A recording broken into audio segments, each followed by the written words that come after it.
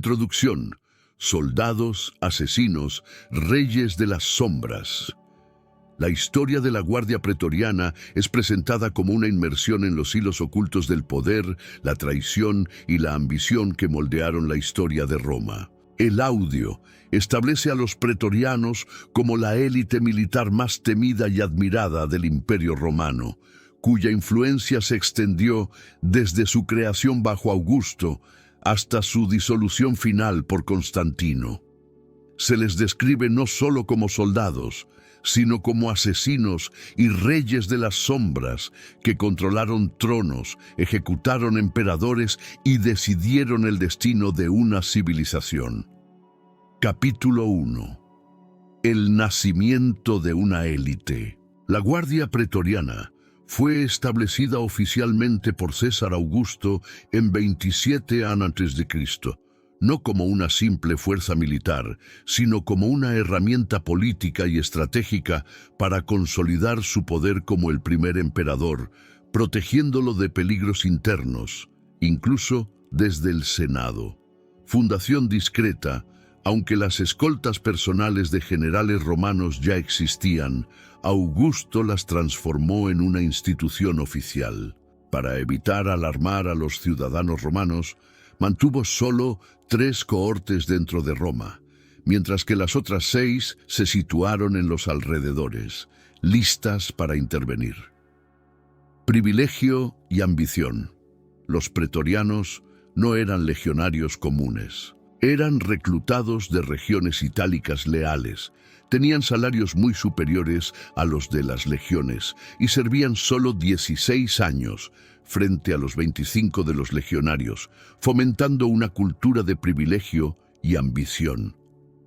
Ascenso de los prefectos. Sus jefes, los prefectos del pretorio, inicialmente figuras meramente administrativas, rápidamente ganaron una influencia política que llegó a controlar al propio emperador. Sede de poder. Inicialmente vestidos de civil para mantener la discreción, más tarde el emperador Tiberio construyó la Castra Praetoria al norte de Roma, el primer cuartel permanente, solidificando su poder físico en la capital.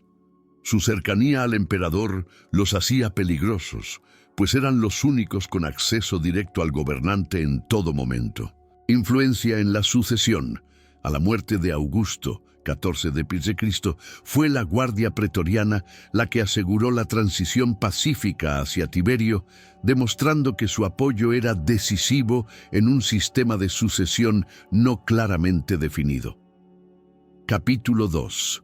Guardianes de los emperadores. La Guardia Pretoriana evolucionó de ser un mero escudo simbólico a una fuerza estratégica, ejerciendo un poder fundamental sobre los emperadores y la ciudad.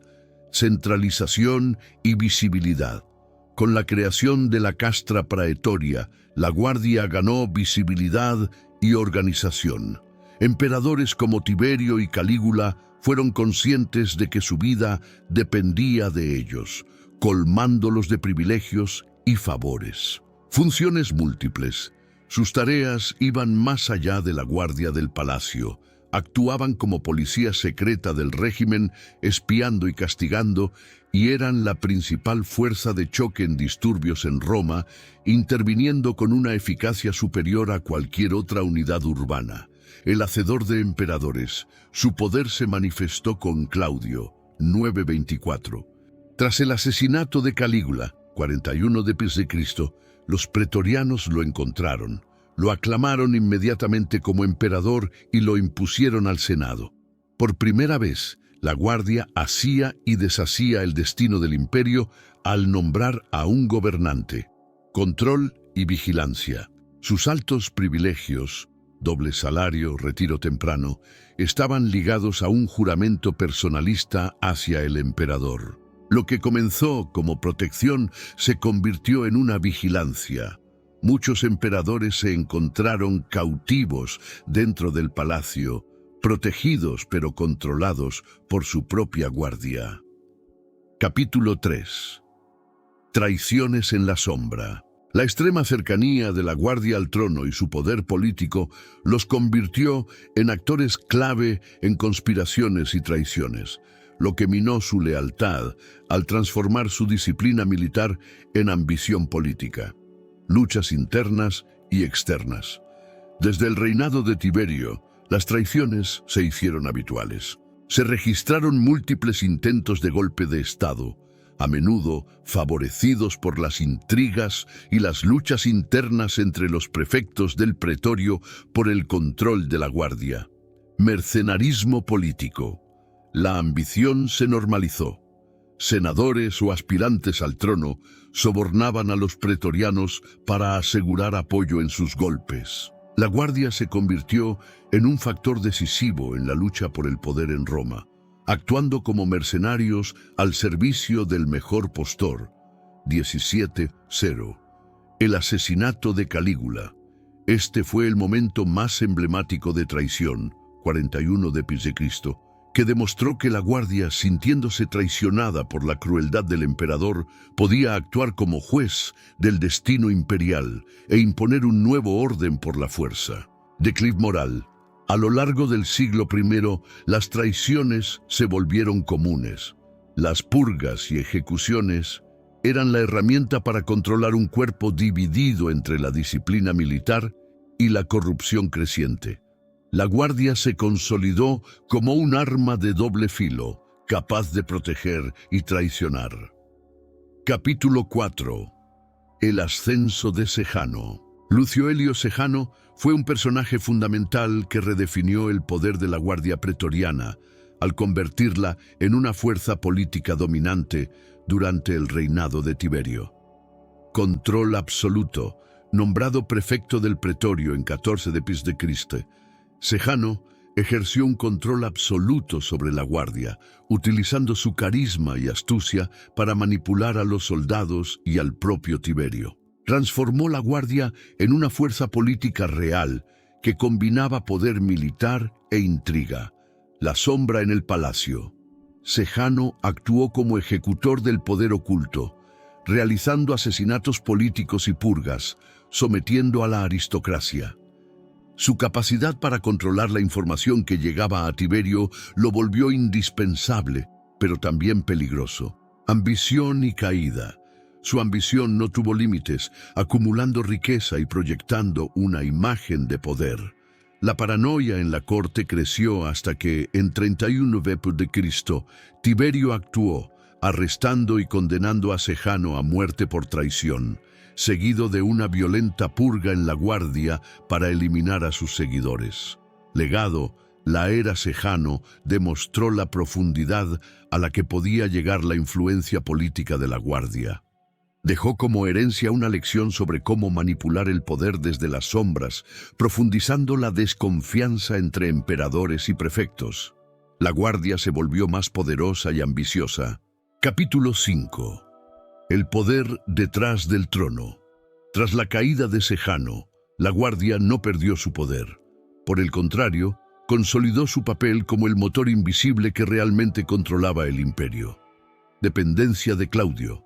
El emperador Claudio, impuesto por la guardia en 41 d.C., dependía totalmente de ellos, aumentando sus privilegios y salarios. La guardia se convirtió en una fuerza política con la capacidad de decidir quién gobernaba.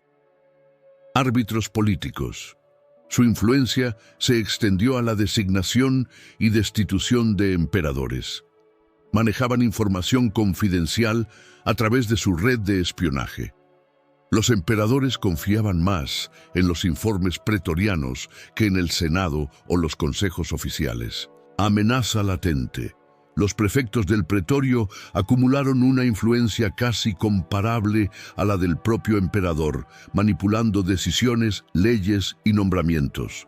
Se convirtieron en figuras indispensables, aunque también en una amenaza latente para cualquier gobernante que buscase autonomía. Control de la capital. La guardia intervenía para estabilizar o desestabilizar gobiernos, negociando sobornos y eliminando rivales. El reforzamiento de la castra praetoria la convirtió en una fortaleza inexpugnable, símbolo del poder militar que mantenía el orden político. El poder real detrás del trono era la Guardia Pretoriana. Capítulo 6. Sangre en el Senado. El Senado romano, el corazón del poder civil, se convirtió en el escenario de enfrentamientos sangrientos donde la fuerza militar de los pretorianos se impuso a las leyes. Brazo ejecutor.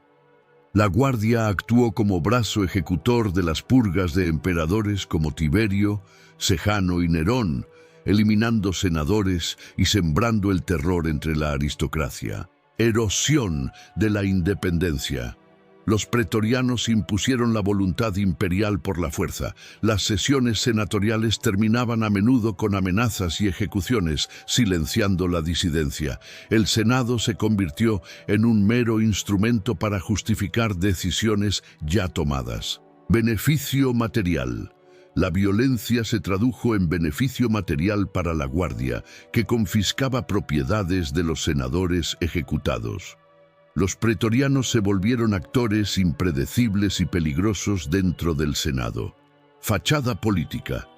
La Guardia demostró que su fuerza era suficiente para desafiar las decisiones políticas, haciendo y deshaciendo gobiernos a su antojo. La democracia romana se convirtió en una fachada y el Senado en un títere del poder militar. La sangre derramada en el Senado fue una advertencia. Nadie podía gobernar sin el apoyo de la Guardia. Capítulo 7. El precio de la lealtad. Aunque la transcripción se interrumpe justo antes de desarrollar completamente el capítulo 7, el contexto histórico y la mención anterior sobre el Donatibum permiten inferir su contenido principal.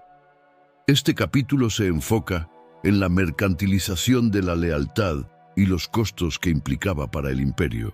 El Donatibum, el apoyo de la Guardia, se hizo explícitamente transaccional. La lealtad no era un deber automático, sino que se compraba mediante el Donatibum, una bonificación masiva que todo nuevo emperador o aquel que quisiera asegurarse el trono en un momento de crisis debía pagar a cada soldado pretoriano. La compra del trono.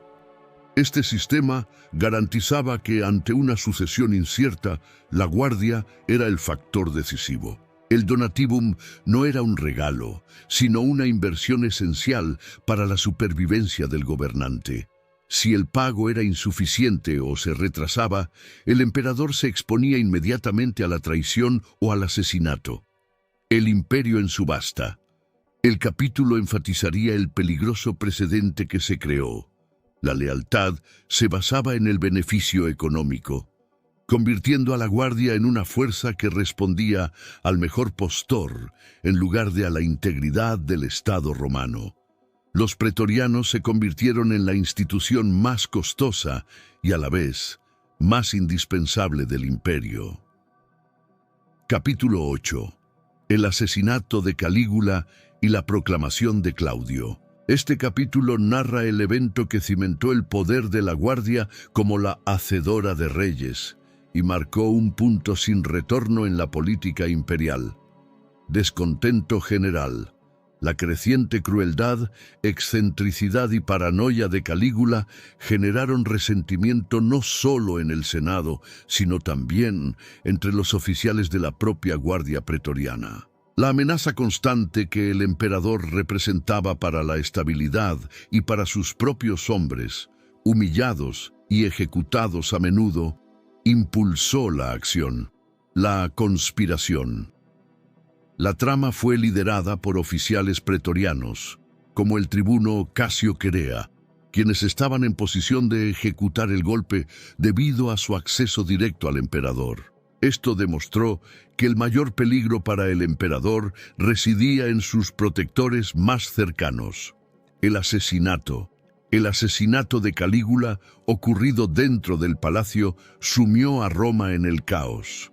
Mientras el Senado debatía la restauración de la República, la Guardia tomó la iniciativa. La proclamación de Claudio. En un acto que cambió el curso de la historia, un grupo de pretorianos encontró a Claudio, el tío de Calígula, un hombre considerado débil y torpe, escondido en el palacio. En lugar de entregarlo, lo aclamaron inmediatamente como emperador. Esta acción fue la primera vez en que la Guardia, de forma unilateral, impuso su voluntad sobre el Senado, demostrando que el poder militar era el verdadero árbitro de la sucesión. Capítulo 9. El ascenso de Claudio. La subida al trono de Claudio, dependiente de la fuerza militar, institucionalizó el imperio en venta y elevó el estatus de la Guardia. Dependencia y legitimidad. Claudio fue el primer emperador a quien la Guardia Pretoriana impuso directamente sobre el Senado. Su ascenso no se basó en el linaje o el apoyo popular, sino en el respaldo armado. Esto lo convirtió en un emperador totalmente dependiente de sus protectores. El donativum ha aumentado. Para asegurar su lealtad, Claudio no solo mantuvo el donativum, sino que lo aumentó a niveles nunca antes vistos. Este pago fue el precio por el trono, consolidando la costumbre de que cada nuevo gobernante debía comprar la aceptación de la Guardia, elevando el costo y el riesgo para el imperio. El prefecto como figura clave. Durante el reinado de Claudio, el cargo de prefecto del pretorio adquirió una influencia política descomunal. Los prefectos se convirtieron en consejeros íntimos, con autoridad militar y administrativa que les permitía manipular decisiones y convertirse en la sombra detrás del trono, una amenaza latente para el poder autónomo del emperador. Consolidación de la castra praetoria. Se reforzó la estructura y el control de la Guardia en la capital. La castra praetoria se afirmó como el centro neurálgico del poder militar, mientras que los pretorianos actuaban como fuerza policial secreta y contrapeso absoluto al Senado. Capítulo 10. La Guardia en las guerras civiles del año de los 4 emperadores, 69 d.C. El año 69 d.C., marcado por una guerra civil total, expuso la naturaleza puramente mercenaria de la Guardia Pretoriana y su papel decisivo en el destino de Roma. El colapso de la lealtad. Tras el suicidio de Nerón, la lealtad dinástica desapareció por completo. El poder pasó a residir en el ejército y en el mejor pagador. La Guardia dejó de proteger al linaje para proteger sus propios intereses económicos. Cambio constante de bando. La Guardia se convirtió en una fuerza volátil, cambiando de bando constantemente en un solo año. Galba fue rápidamente asesinado por los pretorianos tras no cumplir con el donativum prometido. Otón fue aclamado emperador con el apoyo de la Guardia tras prometer un generoso donativum. Vitelio, tras derrotar a Otón, tuvo que purgar y reorganizar completamente la Guardia, despidiendo a los antiguos soldados e incorporando a sus propias legiones germanas leales. Factor decisivo. Los pretorianos, incluso en su estado fragmentado y reorganizado, jugaron un papel central. Su derrota final ante las fuerzas de Vespasiano en el sitio de la Castra Praetoria marcó el fin de la guerra civil, demostrando que quien controlaba a la Guardia o la sometía, controlaba Roma. Naturaleza transaccional. El año 69 d.C. confirmó que la institución era puramente transaccional y egoísta. Su intervención solo buscaba sus propios beneficios, consolidando el ciclo de corrupción que el nuevo emperador, Vespasiano, heredaría y tendría que enfrentar.